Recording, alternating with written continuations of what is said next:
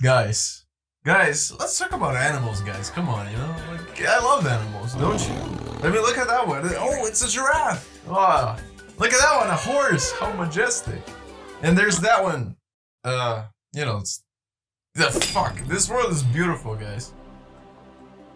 You know, some of these little bastards are self-aware, right? Like, it's not just us. Isn't that crazy? But what about the ones who aren't? Let's talk about them for a second. A dog looks into a mirror and sees some bullshit dog that ain't real and goes about its doggy business like nothing ever happened. And therein lies the difference, my friend. Down at the soul, a dog has no need whatsoever to mold itself according to its perception, for a notion of self isn't there.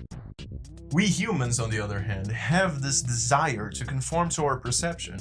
As a rite of passage from childhood to adolescence, we become conscious of the fucking dipshit we see in the mirror every day. It helps us stay grounded, for better and for worse. But I can't help but think that there's an aspect of ourselves that remains pure, eternal, and exists in fucking Neverland with Peter Pan and shit. I believe that our so-called suspension of disbelief is a reflection of this aspect, and is, in turn, a desire to believe, to have faith even. And your faith has guided you to me, myself. Anyways, hey guys, it's me, Hugo. Sorry about the audio quality in my last video. Of course, the one time the algorithm decides to share my video, instead of a microphone, I have a fucking can of beans hooked up to a USB cable attached to my computer. Sorry! Oopsie doopsie, now where the fuck was I? Oh yeah, suspension of disbelief. You ever notice how easy it is to give into such a fun temptation? With video games especially. Especially when they are thematically sound and rich in detail. Or when they are so fucking hard that you can't even pretend to be a smartass about it. You're just rolling with the punches at that point. I talked about thematic structure in my last video. It is something that provides the player with a setting, the underlying sounds and music, and the context needed to embark on a journey. In other words, the looks, the sounds, and the why. And that's all fine and dandy, and literally the one aspect of video game structure that I'm truly passionate about above all else. But something's missing here. How should one go about experiencing such a thing? A vessel is required. Yes, an avatar. Preferably one who knows when to keep their mouth shut. To explore a thematically rich universe, you need a thematically appropriate vessel through which you can vicariously experience their world. Sure, some video games let you create your own, but that's boring as hell and not very effective. Okay, so what makes Mario so good? Let's talk about that. Dude's approachable, he's easy to like, and his design is fun, so kids and adults alike immediately gravitate toward him. All of these people controlling the same character. Wait a minute. Who's the real Mario? Which one of you fuckheads is him? Koopas! Is it Mikey, the speedrunner? Or Jimmy, that 2-year-old who can't get past the first Goomba? Who the fuck is Mario? Am I? Yes. What? Beyond the initial context required to understand a character, i.e. the hero of the Mushroom Kingdom who likes speech and has a younger brother named Luigi, Mario's struggles, or lack thereof, are entirely subjective. He can be as skilled or as incompetent as you make him. But what about Canon Mario? Aye, there's the rub. There is no Canon Mario. You are Mario. Well, sure, if we are to assume that Mario successfully completed his adventures, then we should be able to reach a consensus that he's pretty damn good at his job. That is true. But that came later, you see. In his first few adventures, Mario was just this extraordinary plumber guy, and notions regarding his abilities were much more subjective. I experienced that when I was younger. Back then, Mario seemed niche between me and my classmates, and just like that, a bond was forged. I said to myself, I am become Mario. I must have been 4 or something. Anyway, the shit may seem a bit silly. I mean, you're pressing buttons on a little gizmo and it causes some polygons to move around and suddenly you're a fucking superhero. But that's the magic of it, you see. And I mean, isn't your body just your brain sending signals down your spine to try and get you to touch your genitals? Well, not today, brain. So long as that subjectivity remains intact, the player-controlled character and the player become one. And the experience becomes so goddamn immersive that even movies and books pale in comparison. I'm dead fucking serious. That little part of your soul in Neverland is aching to experience this joy of expression, this hidden truth of formlessness that only dumb animals like cats and dogs seem to understand so well. Let's talk about animals again. Sonic and Shadow. Hell yeah, I fucking love these two. Nothing's more fun than blazing through terrain while smashing evil robots in the most stylish ways possible. Playing as Sonic never gets old, and it never fails to bring me joy.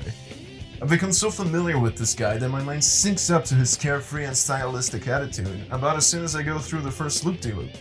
I decided to give Sonic X Shadow a try, even though I think bringing back old thematic elements and presenting them out of context is a really stupid idea for a video game, which is why I only rented it for the Shadow campaign.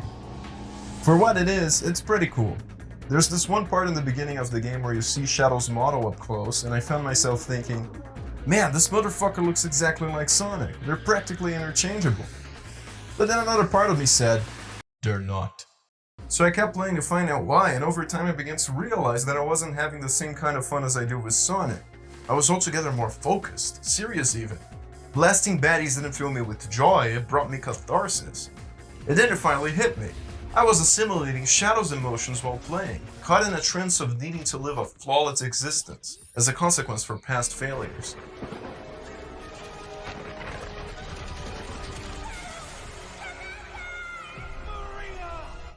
The fact that I managed to sympathize with a cartoon hedgehog with rocket shoes to such a degree is fucking insane! But once again, that's the magic of it. While playing, I forgot where Shadow ends and I begin. Wanna hear my Shadow impression? No! It all starts with this, a jewel containing the ultimate power. Get your hands off my coffee beans, you damn faker! I'm the coolest. Now like and subscribe, or die. Anyway, the Maria. Fuck!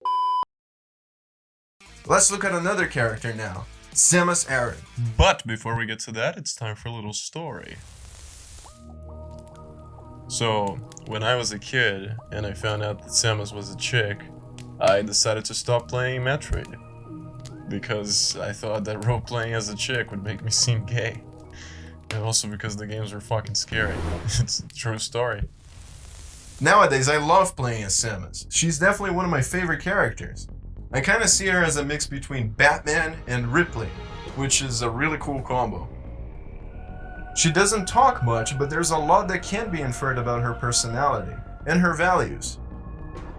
She's tough as nails, but also kind and compassionate, which is really cool because despite being this badass warrior, her humanity sometimes shines through and even contradicts her mission. Other times it's the other way around and her humanity is repressed. There's a duality to Samus's character, and there's this one game in the series that attempted to explore it in a pretty erroneous fashion. Yeah, shit, I'm talking about Other M. I believe it was Sakamoto's vision for this game for the player to experience this more human aspect of Samus's personality in the best way possible. But he failed, shit! To put it simply, while the player controls Samus, she is this cold warrior type figure. But during cutscenes, she's more vocal, very fucking vocal, about the way she feels. Women. A similar idea was executed in Metroid Fusion, and with great success if you ask me. However, due to the nature of how Other M was written, without fucking subtlety, it created this jarring divide between these two aspects of Samus's personality that future games were forced to reconcile. And they fucking did, thank God. But the threat of going too hard in the warrior direction is certainly there, especially considering Samus's humanity can only be truly expressed during cutscenes. Except in Metroid 2, where they pulled it off without them and it made for an incredible ending sequence. This game fucking rocks! Y'all are sleeping on it. And now let's talk about the final character in today's video. A video game character so incredible that it trumps the rest. Are you fuckers ready for this shit? No, it ain't Raymond. It ain't Rygar even. The character is. Tune in for part 2. Echo the Dolphin! Annunziata's fucking classic. Thematically speaking, every aspect of this game feels truly authentic and true to an artistic vision that wonderfully utilizes its settings to tell a poignant and heroic tale of a bottlenose dolphin who will stop at nothing to save his pod. The ocean is a lonely place, and the feeling of sadness that accompanies Echo's journey is unforgettable and mesmerizing. And let's not forget, you are controlling Echo. You experience this journey through his eyes, so to speak. And here's the thing about Echo. He's not like Sonic, Donkey Kong, or Crash Bandicoot. He's quite literally an extraordinary dolphin that remains true to his species from beginning to end.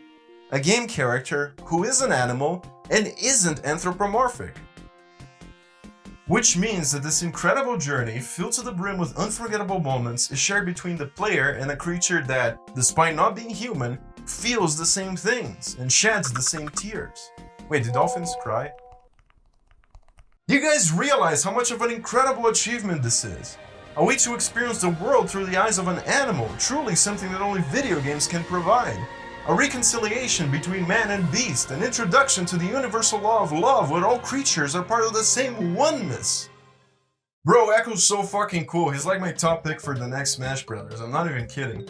Sakurai, I know you watch my videos, so— But Hugo, what about the furry Smash Bros? Get out of here with that shit, I ain't a furry. Shut up, brain, I'm done, screw you guys.